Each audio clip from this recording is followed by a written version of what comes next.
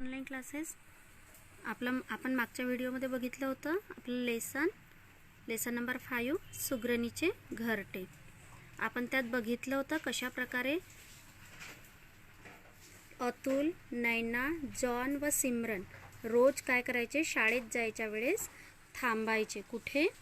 त्या झाडाजवळ. त्याला सुग्रण पक्ष्यांचे घरटे बघण्यासाठी, त्या घरट्याचं निरीक्षण करण्यासाठी. आणि त्यांच्या ज्या हालचाली आहे म्हणजे सुग्रण पक्ष्याच्या, त्या घरटे बांधतेवेळी त्यांचं मन मोहून टाकायच्या. त्यांना कुठलीही घाई नसायची आणि त्यांच्या कामामध्ये काय असायची, नियोजनबद्धता असायची.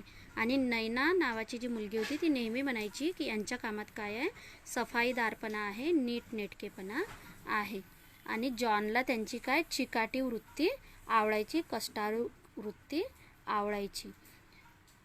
आणि हे पक्षी जे आहे हे खूपच मेहनती आहेत, जबाबदार आहेत आणि कुटुंबवत्सल पक्षी आहेत.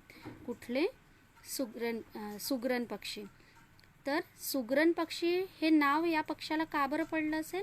कारण अतिशय सुग्रण म्हणजे छान, सुंदर काम करणारे.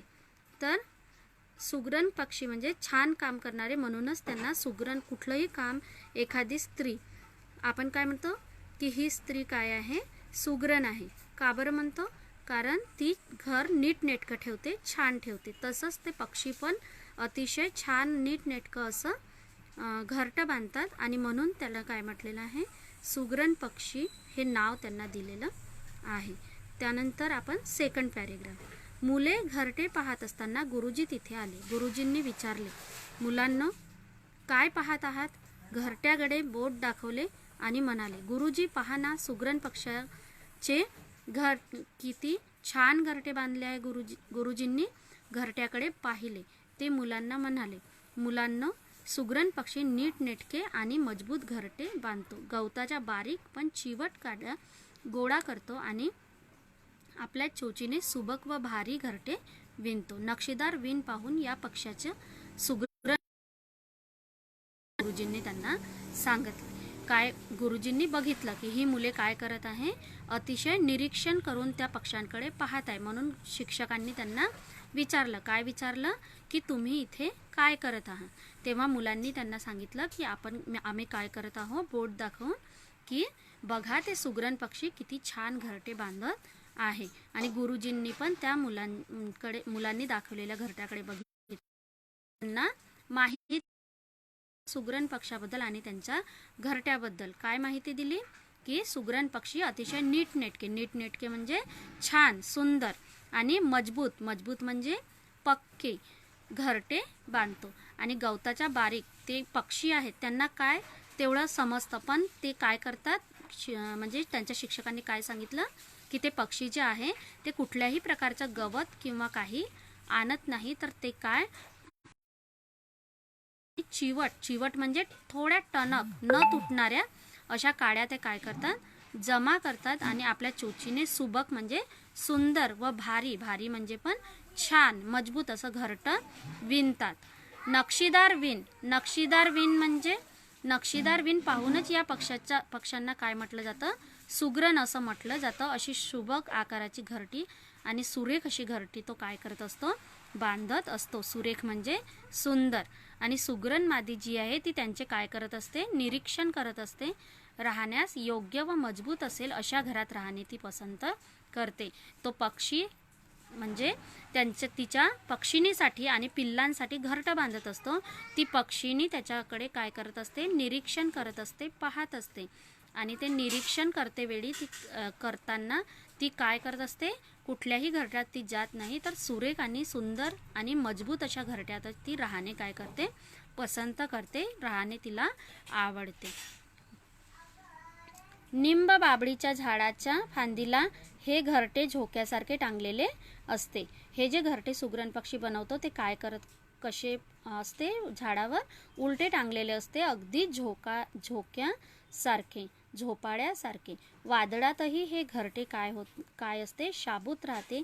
त्यांच्या घरट्याची सर कोणत्याही इतर घरट्याला येत नाही. गुरुजींनी मुलांना मुलांसमोर काय केली, पक्ष्यांची वाखाणणी केली. वाखाणणी करणे म्हणजे स्तुती करणे. काय केलं गुरुजींनी, त्या सुग्रण पक्ष्याची त्या मुलांसमोर स्तुती केली की ते आणि त्यांना माहिती दिली काय कशा प्रकारची, की त्यांनी कशा प्रकारे घरटे बांधतात, कशा प्रकारचे ते काड्या वगैरे गोळा करतात आणि कशा प्रकारे ते घरटे त्या झाडाला उलटे टांगलेले असते. मजबूत आणि टिकाऊ असे त्यांचे घरटे असते आणि त्यांच्या घरट्याची सर कुणालाही कोणत्याही पक्ष्याच्या घरट्याला येत नाही. सर म्हणजे बरोबरी करणे. सर करणे म्हणजे बरोबरी करणे. त्या पक्ष्याच्या घरट्याची बरोबरी कुठलाही पक्षी करू शकत नाही. अशा पद्धतीने गुरुजींनी काय केली, शिक्षकांनी काय केली, त्या सुग्रण पक्ष्यांची स्तुती केली, वाखाणणी केली. बऱ्याच दिवसांनी पुन्हा मुले निंबाच्या झाडाजवळ आली. पाहतात तर काय, सुग्रण पक्ष्याचे घरटे बांधून पूर्ण झाले होते. झाडाच्या फांदीवर बसून घरट्यांचे निरीक्षण करणारी सुग्रण त्यात राहायला पण आली होती. नैना म्हणाली, सुग्रण पक्षी किती आकारबद्ध घरटे बांधतो, तेही चोचीने. आपल्याला असे घरटे तयार करता येईल का? किती कसब व विणकार आहे हा पक्षी. कसबी म्हणजे कौशल्य, कसबगार म्हणजे कौशल्य असलेला. तर त्यांच्यामध्ये काय आहे, ही कला आहे, आर्ट आहे, ते कौशल्य आहे त्यांच्यामध्ये. कुणी म्हटलं, नैनानी म्हटलं काय, की किती छान पक्षी आहे हा, किती कसब असलेला पक्षी हा आहे. इतकं सुंदर असं घरटं तो काय करतो, बांधतो.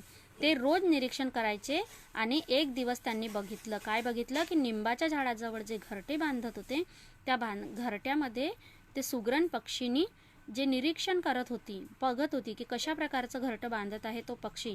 ती पक्षीनी तिथे काय कशाला आली होती, राहायला आलेली होती आणि त्यांचं घरटं पण पूर्ण बांधून झालेलं होतं. त्या झाडाचा फांदीवर ते झोपाळ्यासारखं लटकत होतं आणि पुन्हा तिने त्या पक्ष्याची स्तुती केली की सुग्रण पक्षी खूपच सुंदर आणि आकारबद्ध घरटे बांधतो.